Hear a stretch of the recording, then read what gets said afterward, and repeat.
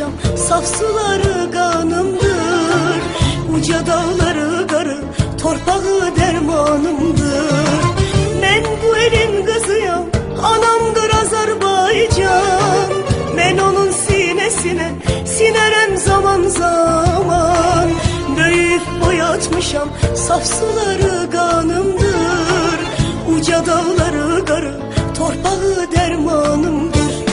Ferhat dağdakine suretini kazırdı, şirin sadakatini tarihlere yazırdı. Garip bir hezerliyem, kör oğlunun nigarı, Nebiye hecel olup dolanmışam dağları.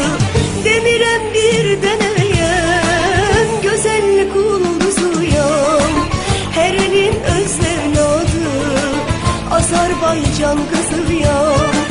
Demirem bir deneyem, güzellik ulduzuyam. Her elin öz evladı, Azerbaycan kızıyam.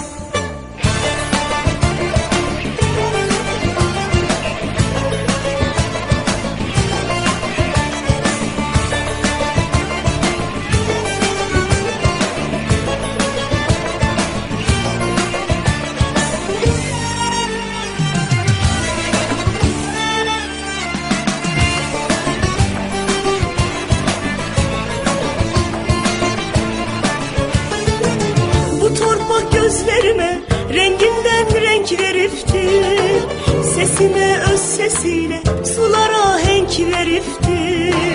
Ay verip ayrısını laleler dodağımı, güneş şefeyler ile boyayır yanağımı.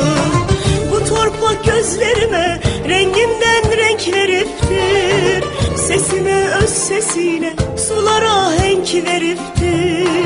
Ay verip ayrısını laleler dodağımı, güneş şefeyler ile boyayır yanağımı. Ferhat dağdakine suretini kazırdı, şirin sadakatini tarihlere yazırdı.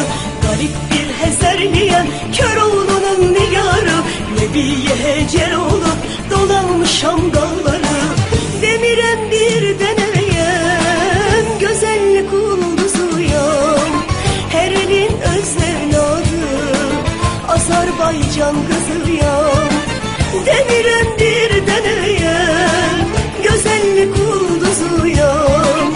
Her elin öz evladı,